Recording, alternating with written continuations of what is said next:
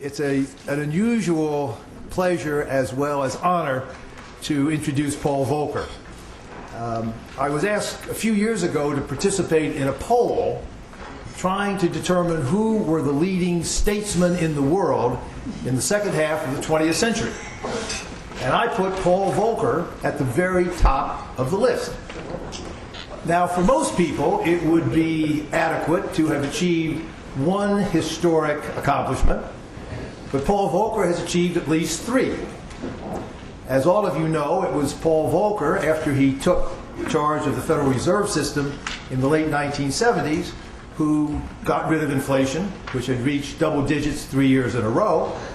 It was Paul who took the lead to wring inflation out of the U.S.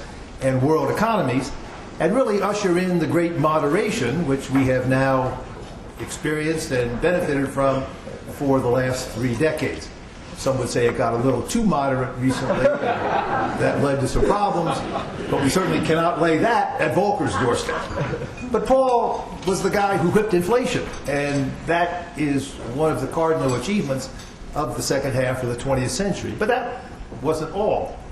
Shortly thereafter, Paul, along, I think it's fair to say, with Jacques de Larosière, when he was heading the International Monetary Fund, conquered the third world debt crisis.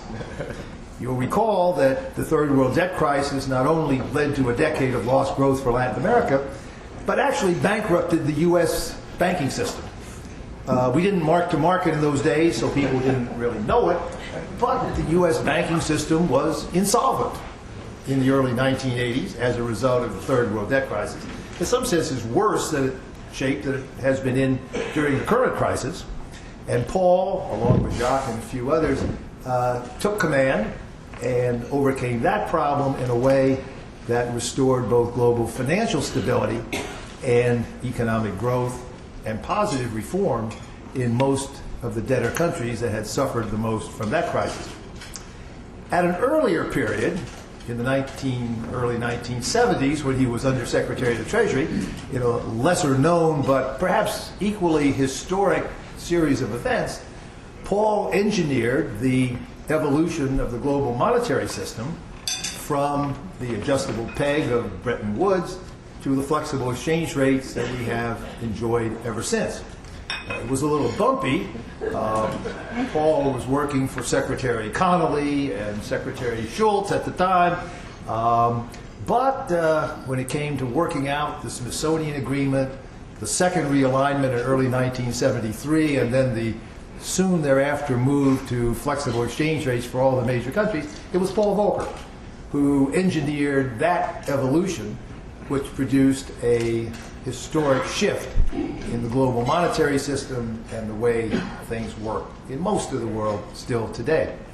So there are at least three major historical accomplishments that our speaker today was chiefly responsible for. It might have therefore been legitimate for him to really retire from public life when he left the Fed in 1987, but of course he did not do so. Ever since, he has chaired a whole series of government commissions, private sector task forces, UN official commissions, and continued to serve the public both in this country and around the world. I think it's fair to say that throughout this whole period, Paul has been both literally and figuratively a towering figure, not only of substance but of integrity in a world of finance which often has not had its full share of integrity and maybe a little more greed than was necessary. The final two things about Paul are the most important. One, he's of course been a member of the board of directors of the Peterson Institute for the last 20 plus years, and very actively so, and we deeply appreciate that. And finally, and most importantly, and some of you probably know this, but all may not, he remarried about 6 weeks ago. And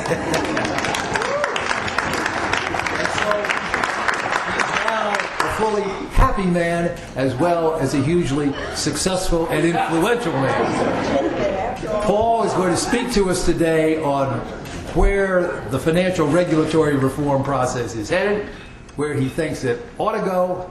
And Paul, we thank you for all you've done for all of us for all these years, and still keep doing. Thank you very much.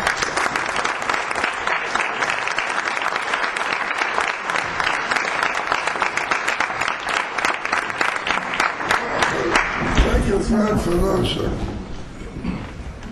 I don't know how this is going to work out. I don't know when we agreed to this thing. It wasn't very long ago. But I had not assumed I was going to have laryngitis when this great occasion arose. In any event, those of you who know Fred know he has a list for every speaker. Every speaker's at the top of some list. So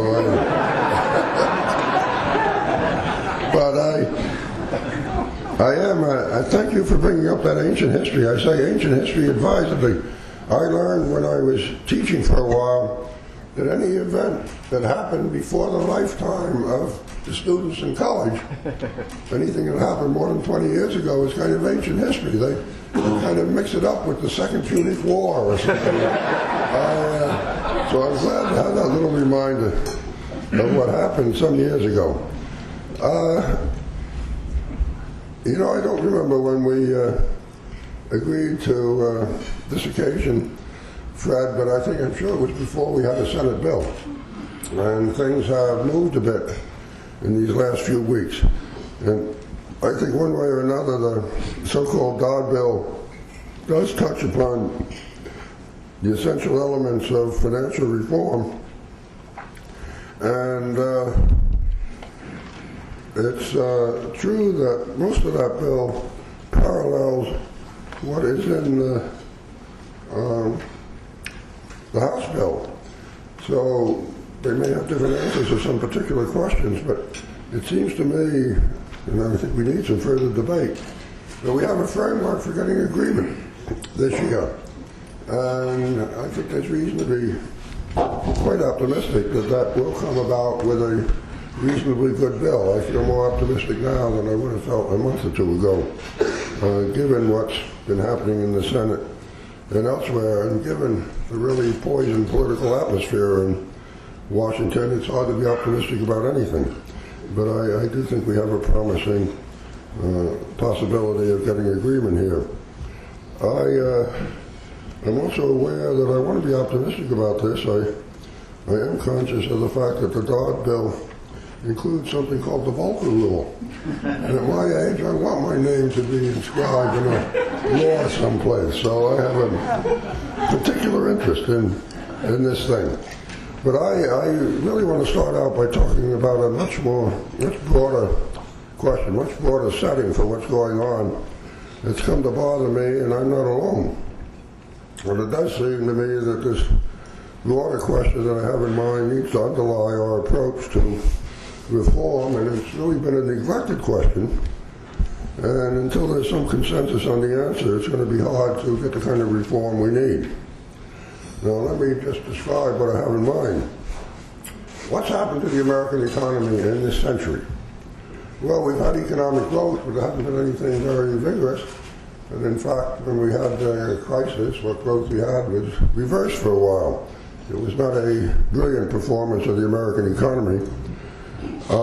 In one sector of the economy, of course, we had fantastic growth, and that's the financial sector. Growth in compensation, growth in profits. And without lingering over the data, and I looked at it a little bit, and some of it was kind of puzzling. Depends upon what source you look at. But I think it is true that something between 35 and 40% of all the business profits in the United States in recent years before the crisis came from the world of finance.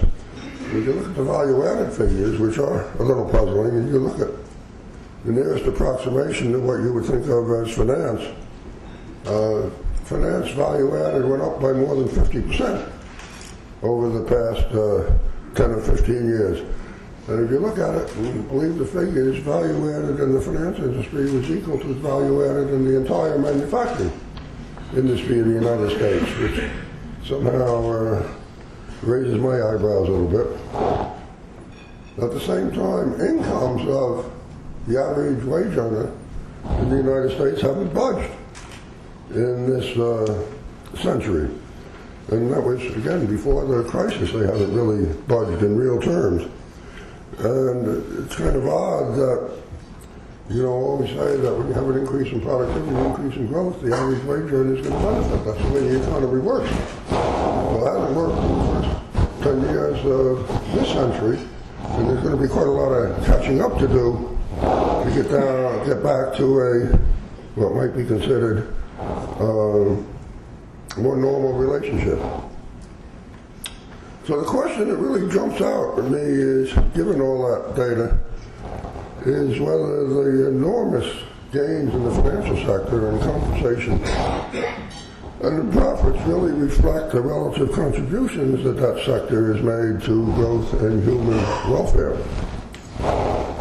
Now, there's another way to raise the same question, really. Look at the contribution of finance to the economic welfare by at least raise the question whether all that financial engineering,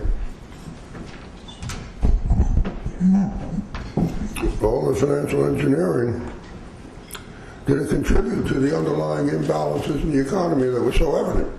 The underlying imbalance characterized mainly by the lack of savings in the United States as the decade approached, and you had this feeling that people were maintaining their consumption patterns when incomes weren't rising by eliminating their savings, and they could do this under the shield and part of rising housing prices as the decade approached. But when you look at those phenomena, how could that go on so long in a way that was, I think, in the end, certainly unsustainable, without a lot of financial engineering that provided the credit for the consumption to persist in the face of lack of savings and relatively slow economic growth? Or did the world of finance kind of sustain that imbalance for a long time and arguably at least led us right to a very steep cliff as the financial system unwound? Now, the advantage of old age is you can make comments kind of half off the top of your head and reflecting your instincts without exhaustive economic analysis characterized by the Peterson Institute. And I have been known to ask the question before whether all the value added was really a reflection, value added in the financial system, really a reflection of outlandish compensation and trading profits that really has little contribution to human welfare. Now, I think it's fair to say that you can detect now a different mood in the intellectual climate, as well as from some grumbling old men. There was changes going on. There are questions being asked as to whether the legendary financial emperor really had any clothes. And I want to suggest to you one piece of evidence there. You may recall, some of you, all of you, that Lord Adair Turner, who's the chairman of the British Financial Services Authority, made a remark that wasn't quite offhand 6 months or so ago that suggested that the trading activity of banks, and I quote it, he was using banks in a broader term than commercial banks. He raised the question whether all that trading wasn't socially useless. And that's at the same point he kind of raised the question of whether something like the Tobin tax might be appropriate to put a little sand in the wheels. Now, I'm delighted to see that, because you didn't have to look to me to the questions. Adair is a extremely sophisticated, thoughtful financial regular. And he now has come up just a few weeks ago with a rather long lecture where he raises the question at the start, did I overstate the case when I made these comments about the social usefulness of trading and financial engineering? Let me look at the thing more closely and carefully. And this is a lecture of very closely reasoned that goes on, I don't know how long the lecture was, but it's 30 or 40 pages of very closely typed text. And I really encourage you to get a hold of the essay, because its conclusion, I don't think I misstate his conclusion of a very complicated, long lecture that the benefits of financial innovation have been, at the least, hugely overstated. Now, I think the implications, he argues, and I would argue, the implications of that, if that's true, for financial reform are real. He states one of those implications as having a bias, he believes, in reforming the system, a bias toward conservatism. I, not so incidentally, in that area, was interested that he does have a passing comment that the extent to which commercial banks are involved in proprietary trading raises questions. So I interpret that as support for my position, even though it was a little more mildly stated. I have arrived at the idea, as you probably know, the idea of a rather strict prohibition of proprietary trading by commercial banks is appropriate, but I arrive at that position from a rather different, but I think a complementary angle. And you start with the simple proposition, or I start with the simple proposition, that commercial banks for a long time have been provided with special support and protection. On the one hand, access to the discount window of the Federal Reserve, deposit insurance, and when they get in trouble, those protections tend to be extended. And the quid pro quo, of course, is substantial regulation. And that's true in most countries, all countries virtually. It's also true that the relative role of banks in financial intermediation has declined in the last 20, 30 years. But nonetheless remains true that small and medium-sized businesses are very fully dependent on bank credit. So is the commercial paper market, which has been removed, presumably, from the banking system, but the commercial paper market exists because it's backstopped by commercial banks. That's also true of parts of the mortgage market. And both businesses and individuals are totally dependent upon efficient and effective payment services, and those are, in effect, the monopoly of commercial banks. And those services can get rather sophisticated, nationally and internationally. So I draw from that is that banks are essential and protected depositories. They have a certain stability in their funding, which was demonstrated in the recent crisis. They are still the transmission belt for monetary policy. And it's understandable that no country permits large, systemically important commercial banks to disappear into an abyss of sudden bankruptcy. That's been true not just in response to this crisis, but it's been true earlier in the United States and elsewhere. The great doctrine of too big to fail, originally applied just to commercial banks. I think that word too big to fail kind of exaggerates the situation. When the government comes in with big support, the stockholders and managers may feel like it's failing. But the overwhelming fact of the recent crisis was that creditors were largely protected, and government support, and here I get to the real point of my concerns, government support was provided to non-banks in actually much more radical ways than to commercial banks, to investment banks, to the world's largest insurance company, to the commercial paper market itself, and for all things, in my view, to something called money market mutual funds. Money market mutual funds' very existence is dependent upon regulatory arbitrage, but they get in trouble and we protect it. Now the result is moral hazard writ large. There is an expectation that very large and complicated financial institutions will not be allowed to fail. Creditors, managers, even stockholders may be protected in a time of crisis. And unless that conviction is shaken, the natural result is that risk-taking will be encouraged and in fact subsidized beyond reasonable limits, and we may be headed full speed to the next crisis some years ahead. Now that seems to me really to be the core challenge of financial reform here in the United States and elsewhere as well. Now I do not believe that we can or should generally restrict proprietary trading or its various manifestations in the form of hedge funds or private equity funds.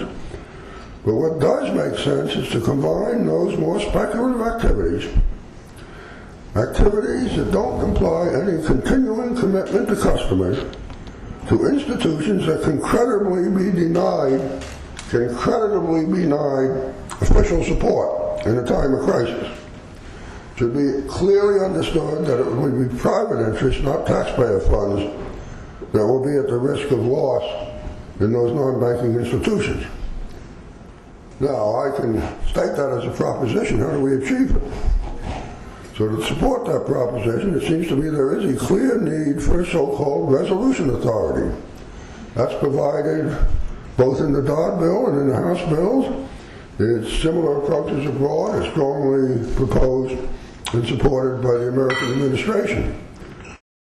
Now, the key element in that approach is to provide clear legal authority for some designated agency, in the Dodd Bill it's the FDIC, acting with due process, with approval by various arms of the government, to take over a failing financial institution, the failure of which would have highly disturbing systemic implications. The key is that both existing stockholders and management would be removed. Creditors would be dependent on resolution of their claims with appropriate priorities. In other words, creditors would be at risk. Working capital might be provided to maintain continuity of operations in the short run, but ultimately the failing firm should be liquidated or merged, in whole or in part. It is a death sentence, not a rescue. Not a rescue in the hospital. The situation with respect to commercial banks seems to be different. They do provide essential services. There's enough variety in those services for them to be potentially quite profitable. They are protected. They are heavily regulated. There is no need, economically or otherwise, for them to become deeply involved in proprietary activities. Activities that in fact may often operate at cross purposes with their fiduciary responsibilities, was very difficult to resolve conflicts of interest. I've been interested in John Reed, the former chairman of Citibank, a bank that's been known to have recurrent difficulties from time to time, has become quite vocal on this point, noting that the responsibility of building and managing one of the largest and most complex banking organizations speaks eloquently to him of the insidious and essentially divisive implications of combining in one institution the differing cultures of proprietary trading with commercial banks. He deals with a point, I think, that has much too little attention. So I understand there's a strand of opinion in financial markets that says, in effect, we're all hedge funds now, treat us all alike, regulate essentially by size and interconnectedness, not by activity. But I ask, do we really want to extend the Federal Reserve liquidity facilities and deposit insurance via a commercial bank license to any huge financial institution with the clear implication of government support in time of crisis? I think not. Rather, let commercial banks be commercial banks, concentrating on continuing customer interests. If that strikes you as a step back, let me simply argue that it is a step back to a safer, more productive future. The sense of this is, let us not open up a tent of public support widely to any complicated financial institution that can get in trouble and then claim a banking license.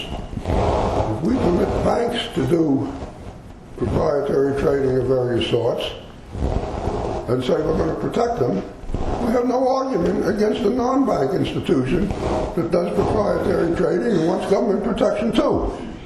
So if we're going to protect everybody when they get in trouble, we better make some distinctions from the start. Now, among other essential elements of banking reform, I place arrangements for assured clearance and settlements of derivatives high on the list. This is an area where I'm not going to claim any technical capacity. Credit default swaps didn't It doesn't seem like totally ancient history when I was chairman of the Federal Reserve, but I assure you it was well before credit default swaps were even invented. And it was well before subprime mortgages had any importance whatsoever. And I don't have the technical capacity to judge the particulars of all these new developments. But let me say, I am very leery of the pleas in the market to freely permit a large volume of customized derivatives beyond official oversight. It seems to me it is precisely those kinds of derivatives, highly engineered, highly opaque, that tend to get us into trouble.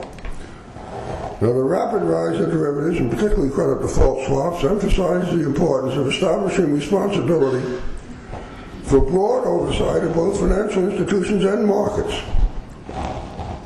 Now again, both the House and the Dodd bills provide for such authority. They do it in somewhat different ways, but it's there. I must confess I'm a little skeptical myself about the efficiency and effectiveness of a council of regulators to exercise that responsibility, given their differing perspectives, their institutional concerns. But that's a matter of fine-tuning. The function is set out, and I think it's both new and important, the distinction being moving away or supplementing the traditional supervisory approach that looks at institutions individually to an approach that takes more account of their interrelationships and market developments that may not be so important in any particular institution, but cumulatively give you a big problem, namely credit default swaps or subprime mortgages, to take two recent examples. Now, I'm conscious that in mentioning 3 or 4 essential elements of reform, I said nothing about capital, liquidity requirements, leverage restrictions, efforts to reduce the pro-cyclicality of some regulatory approaches, and not least the importance of international consistency in supervisory approaches. I'm not against any of that. They're important matters. But they do lie within the discretion of regulators and supervisors. That does not take new legislation. With rare exceptions, there are matters of continuing discussion in Basel and elsewhere. But I also know from my own experience, and since then, there are no easy answers by telling supervisors and regulators, you take care of it.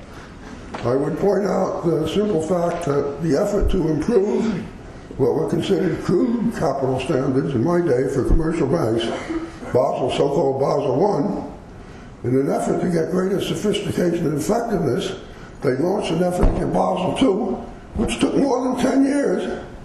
And after it was all completed, the United States decided they didn't want to adopt it anyway.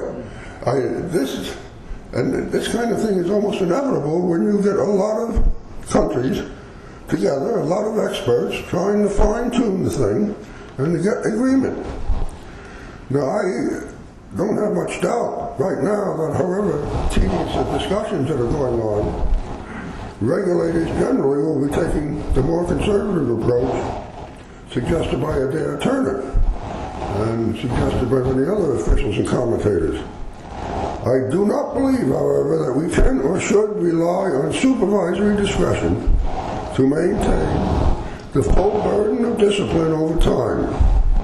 When things are going well, and this I do know from experience, when things are going well, it is extremely difficult to impose stricter standards, whatever the warnings of a few Cassandras about emerging excesses.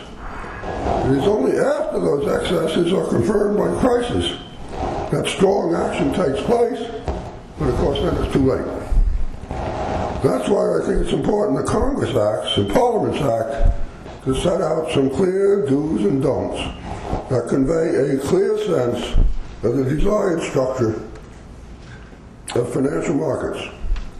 The proposed tough resolution authority, the restrictions on proprietary activity by banks, the controls on derivative trading, the requirement that institutions initiating securitization maintain a significant part of the risk in its own books. All those things fall in the category of where legislation and strict rules are needed. Now, I think we're all conscious of the potentially explosive implications of the combination of extremely aggressive compensation practices lapses in risk management, and the complexities and opaqueness of the mysteries of financial engineering. Regulators, politicians, and independent analysts have all struggled with how to achieve greater discipline. Both the Dodd and House bills take a stab at the problem. One would think that the lessons of the crisis itself would profoundly affect behavior. But I have to tell you, I'm left with doubts. How compensation practices, director responsibilities, and institutional risk management can be legislated. I have doubts, too, about the lasting influence of constructive efforts by industry groups themselves. The fact is we have a deep-seated cultural challenge. There's been a loss of professional pride or the sense of fiduciary responsibility. Greed is good, or so the new ethic says. The magic of the marketplace will contain and diffuse the excesses. Well, yes, most of the time in most markets I think that's true, but not, I think, in today's financial markets. We can't turn back to small, local institutions. We can't return to partnership responsibilities. We have to build on what we have. Now, all of that does emphasize the importance of strong and respected regulatory agencies and supervisors. They need to be on the job every day, equipped to decipher and analyze institutional practices. They need the degree of independence necessary to act in the face of political and constituency resistance.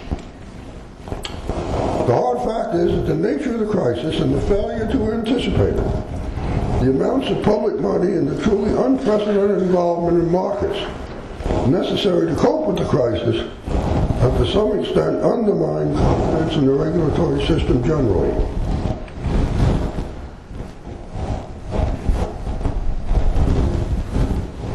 I have spoken elsewhere and spoken strongly about the importance of maintaining a strong position for the Federal Reserve in the regulatory and supervisory area. Chairman Bernanke and the administration have plainly staked out that position. As things stand, both the House and the Senate committee provide significant and needed authority for the Federal Reserve. An appropriate corollary has been the need to better focus the regulatory responsibilities within the Federal Reserve and to provide the necessary resources and talent. Now, I realize in this talk I'm neglected important areas where changes need to be made. I've been involved in accounting standards, more disciplined auditing, practices of credit rating companies, cases in point. It's a long, complicated agenda. It's justified only by the dimensions of the problem. Let us remember that as things look a little better now, our financial system broke down. It is still reliant in substantial degree on government support. Our economic system was threatened. And as somebody emphasized in another context, we must not let the crisis go to waste. We have a reasonable start in legislation, in achieving international consensus, and public recognition of the need for change. So I am hopeful that we will proceed this year and get it done. Thank you very much.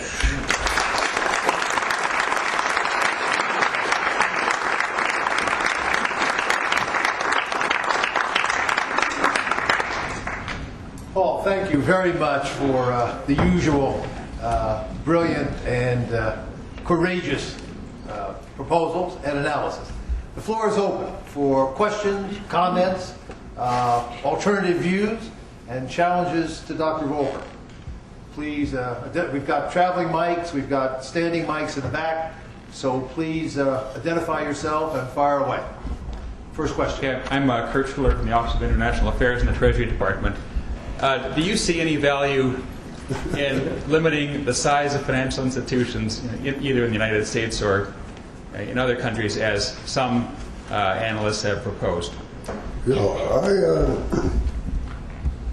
the Treasury has proposed, sometimes this is considered part of the Volcker Rule because it was announced at the same time. I'm not sure I'm happy about that. But anyway, they made a proposal which I think is rather sensible. it's not a proposal that is so aggressive you're going to make financial institutions smaller. But it does say that a few big financial institutions, which might become a lot bigger, are going to run into a restraint of a proportion of the total market in the United States. And it does seem to me that handful of institutions that would approach 10% or whatever the limit that will be set is small. But an institution that has access to 10% of the entire U.S. market, I think, is big enough to take care of itself. And we don't have to worry about somehow prejudices against size and prejudice against American banks against other banks. One of the memories engraven in my mind when I used to have to trot up to the Congress and testify on regulatory matters 30 years ago, I'd always get the question, you want all this regulation. And look at how big the Japanese banks are relative to American banks. Isn't that a terrible thing? And I didn't know how to answer that question, but I said I'd rather be good than big. But in fact, this is quite a change when you consider what Japan did with their enormous size of banks, which has gotten even bigger. I don't think it's implicit that we can get a solution by saying we're going to break up the big ones and make them so small they're not systemically important. That seems to be unrealistic. Yeah, question here.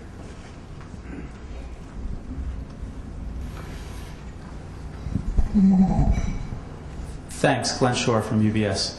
Mr. Volcker, I think the upside of the suggestions that you've made are clear. It's some form of stability, and as you called it, a step back into a more a safer time. I'm curious on how you think about what could be the potential offsets or the downside in terms of whether it be something related to liquidity or credit availability, and how you reconcile your thoughts with the bottom line of there were lots of financial institutions not involved in each one of those, whether it be prop trading, hedge funds, private equity, that failed miserably on more of poor underwriting and excessive leverage. So how you balance that with the upside of your rules? Well, on the first point, restate it again. I'm getting to be old. Downside. Downside of limiting some of these activities. I frankly don't think there is a downside in terms of limiting activities by commercial banks.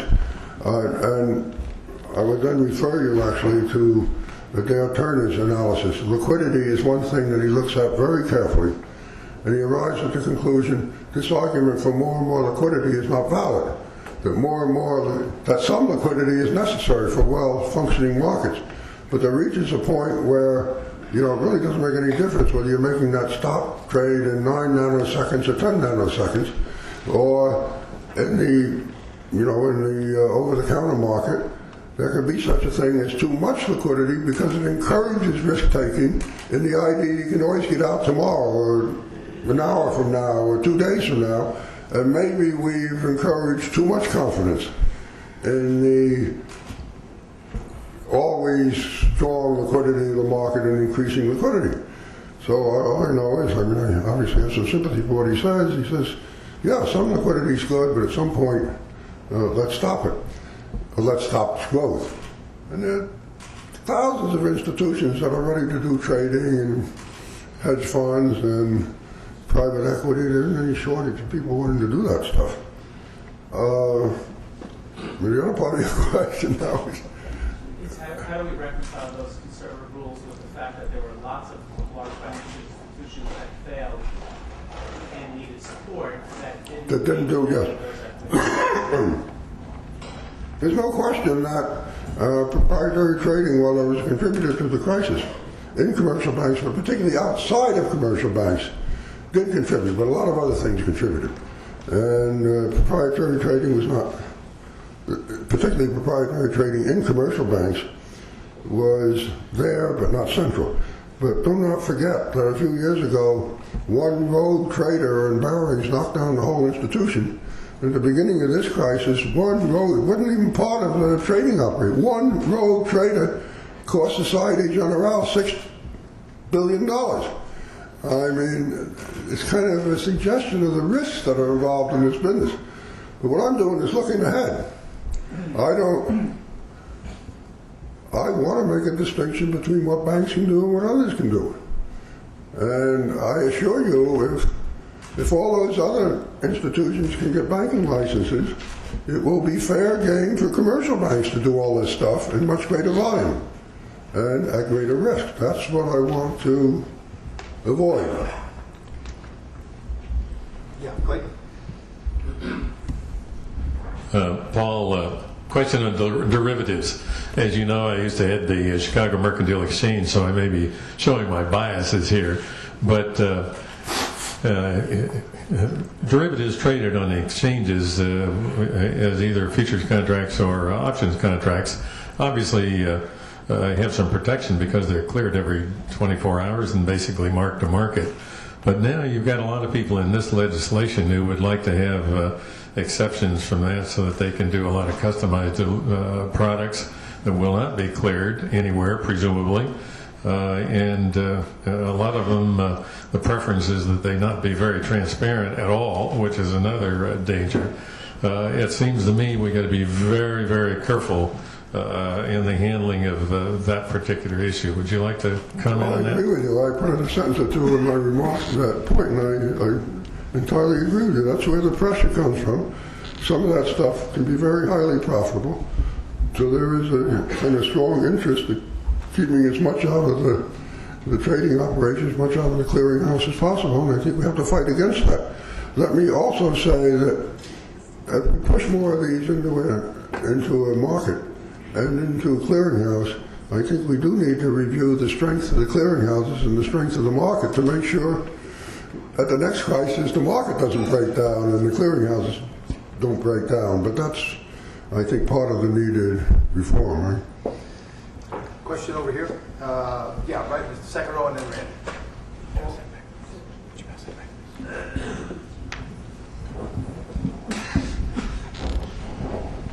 Gene Rotberg, formerly SEC and World Bank.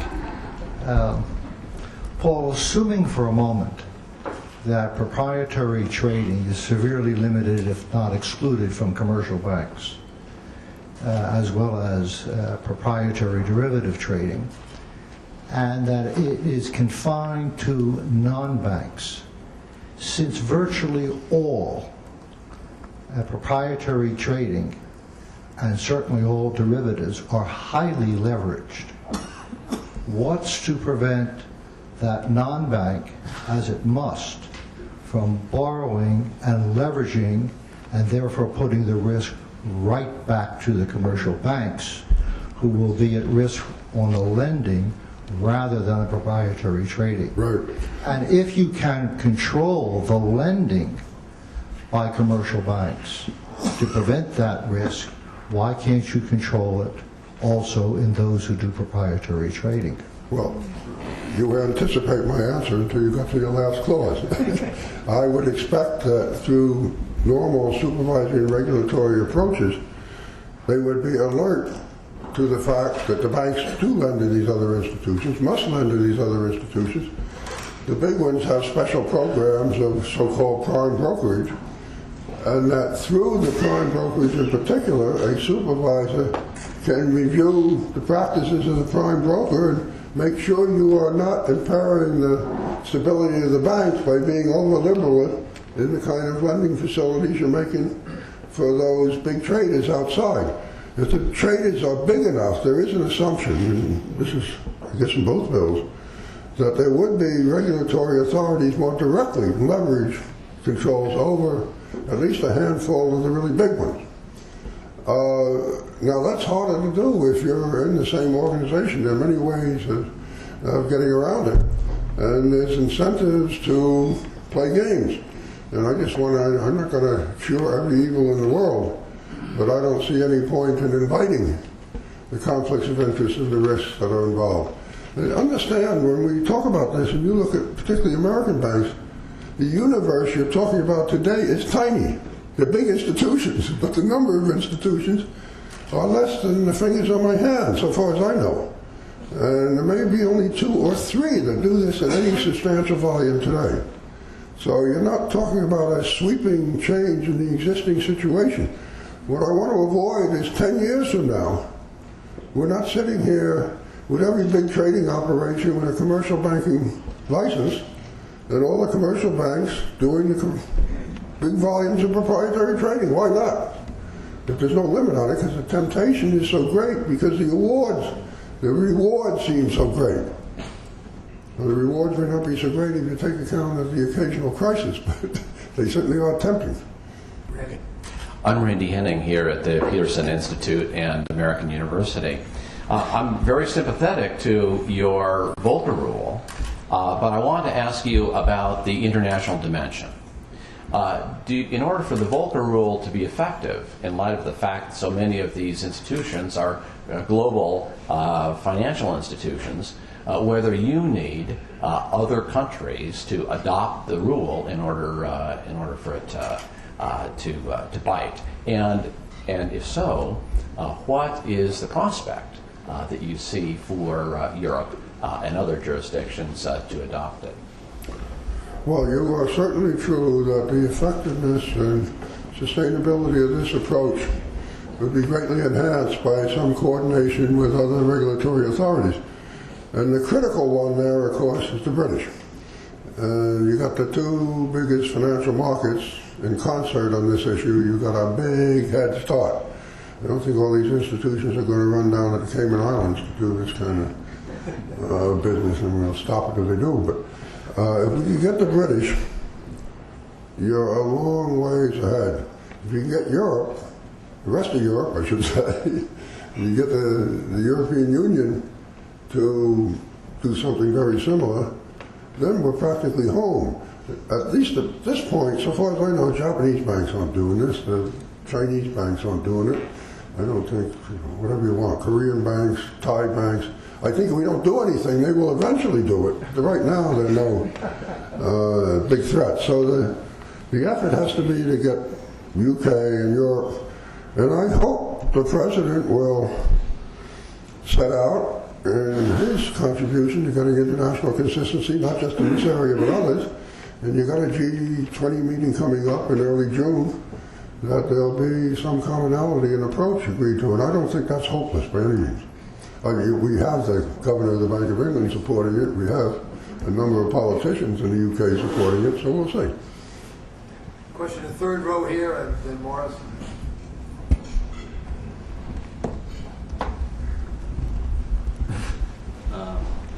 Michael Pomerleano of the World Bank.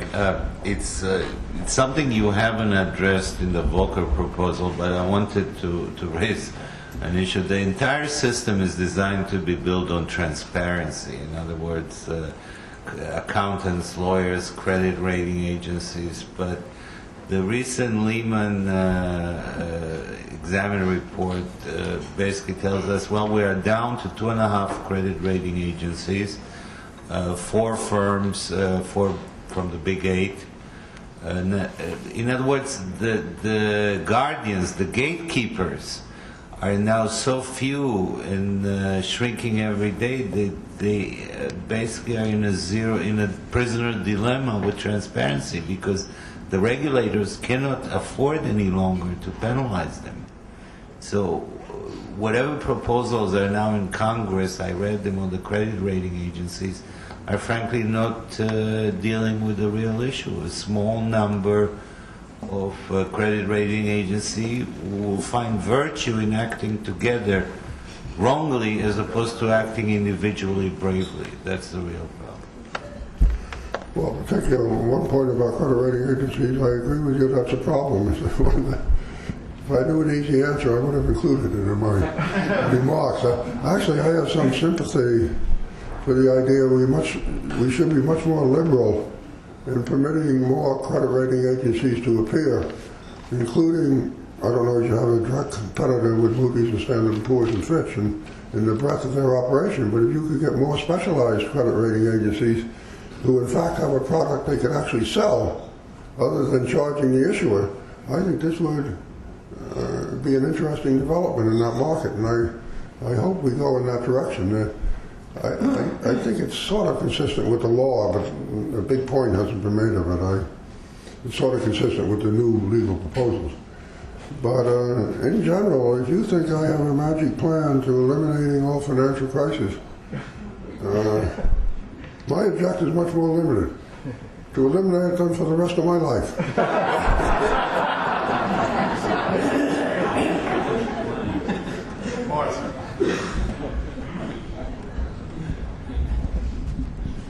Morris Goldstein, Peterson.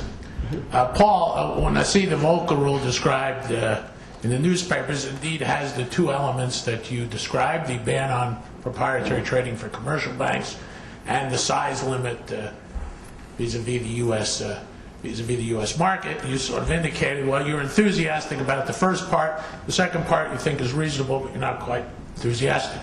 I would submit you got the priority wrong. I think the size part is much more important. I'm in favor of the first part as well, but I think the size part is what's really crucial. You can imagine non-bank financial institutions that don't do proprietary trading and get in trouble, and if they're very large and interconnected, I would submit there will be a lot of pressure for the government to step in and save them. And we don't have any evidence that economies of scale in these institutions exist beyond, let's say, $100 billion in assets. Why don't we, now that we have the crisis, if this is the opportunity, why don't we envisage reducing them to something I would say better than the size of the market is GDP, which has, some indication of our ability to pay for these things, and give them 10 years to come down. But, why do we need the financial institutions that have $1 and $2 trillion balance sheets? I just don't see it, and I'm a little disappointed to hear you say you think that's unrealistic.